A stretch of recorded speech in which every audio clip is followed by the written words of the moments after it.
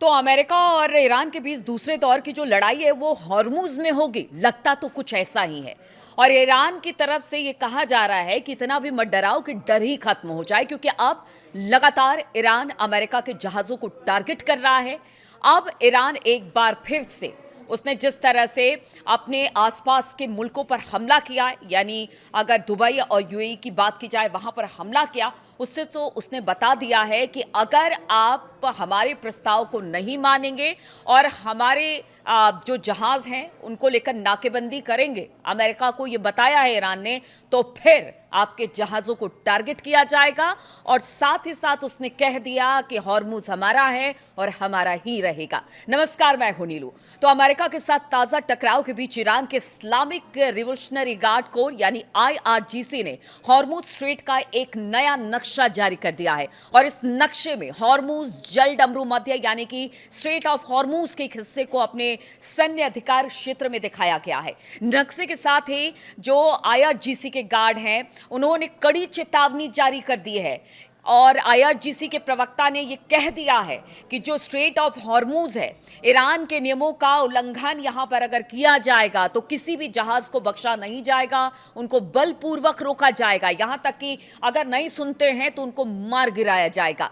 Iran के सरकारी media के अनुसार नए नक्शे में तेहरान के सैन्य अधिकार क्षेत्र की जो पश्चिमी सीमा है, यानी ईरान के केशम द्वीप और यूएई के अल क्वैन के बीच खींची गई ये पूरी एक रेखा है, जो कि एक तरह से कह लीजिए कि सीमा तैयार की है आईआरजीसी ने। और पूर्व की बात की जाए तो वहां पर जो सीमा तैयार की गई है वो ईरान के माउंट मुबारक और संयुक्त अरब अमीरात यानी यूएई के फुजैरा को जोड़ने वाली रेखा तक फैली हुई है। यानी जो पूरा हॉर्मुज का नक्शा बनाया गया है, जहां पर ईरान ने कह दिया है कि अगर यहां से घुसोगे तो मारे जाओगे, अगर पूर्व से घुसोगे तो मारे जाओगे, बिना हमारी परमिशन के। यानी ये जो पूरा नक्शा है ये हमारा है, यहां पर हम तैनाती हमारी रहेगी, आईआरजीसी ने कह दिया है। और अगर बिना पूछे, बिना हमारी सलाह मशवरा के या किसी तरह से यहां पर कोई भी जहाज दाखिल होता है तो फिर उसको मार गिराया जाएगा। और ऐसा ही पीछे हमने देखा है कल से लेकर अब तक कि अमेरिकी जंगी जहाजों को भी निशाना बनाया गया है और साथ ही साथ बाहर के मुल्कों को भी अब ईरान ने निशाना बनाना शुरू कर दिया है। तो ये जो पूरा घटनाक्रम है ऐसे समय में सामने आया है जब अमेरिका के साथ फिर से संघर्ष शुरू हो गया है।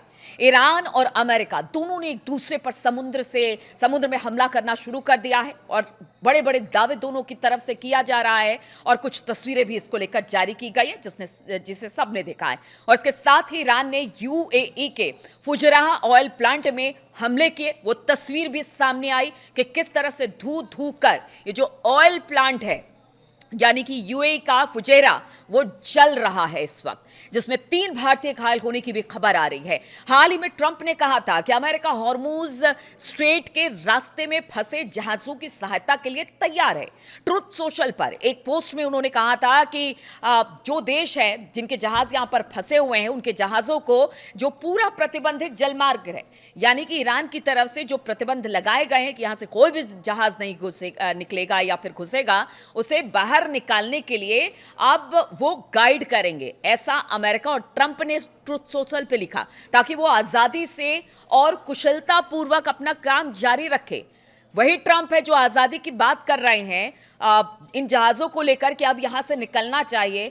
गजा में उन्होंने किस तरह से एक स्कूल पर किस तरह से हमला किया, गजा में क्या हो रहा है उस पर आंख मूंदे बैठे हुए हैं। अब इन जहाजों की आजादी की बात कर रहे हैं। माना कि इस वक्त पूरी दुनिया तेल और गैस की किल्लत से जूझ रही है, लेकिन ट्रंप का यह दोहरा रुख भी दिखाता है कि वो क्या करना चाहते हैं।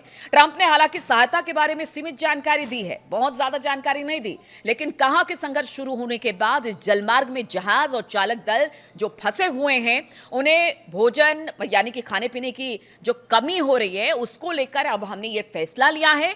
ईरान की सेना ने ट्रंप के आइडिया को अब तुरंत खारिज भी कर दिया कि ट्रंप चाहे कुछ कह ले कि हाँ उनके जो जहाज हैं वो यहाँ पर हॉर्मुज में फंसे जहाज़ों को प्रोटेक्शन देकर बाहर निकाल लेंगे। ऐसा नहीं होने दिया जाएगा। और इस बात को, इस आइडिया को ट्रंप के तुरंत ईरान ने खारिज कर दिया। अमेरिकी सेनाओं को जल डमरू मध्य से दूर रहने को कहा गया है कि देखिए, अगर यहां आएंगे मार खाएंगे, तबाह होंगे और यहां से जाएंगे, ऐसा ईरान ने अमेरिका को कह दिया है। आईआरजीसी के कमांडर यानी कि अली अब्दुल्लाही ने एक बयान में कहा कि हमने बार बार कहा कि हॉर्मुज स्ट्रेट की सुरक्षा हमारे हाथों में है और जहाजों के सुरक्षित गुजरने के लिए जितने भी, कोई भी अगर हथियार लेकर दाखिल होता है तो पहले उनको हमसे पूछना पड़ेगा। उन्होंने कहा कि हम चेतावनी देते हैं कि कोई भी विदेशी अगर अपनी सेना के साथ या शस्त्रों के साथ सशस्त्र होकर इस एरिया में घुसता है, खास तौर पर अमेरिका की उन्होंने बात की है, तो फिर उसे हॉर्मुज में ही मार गिराया जाएगा।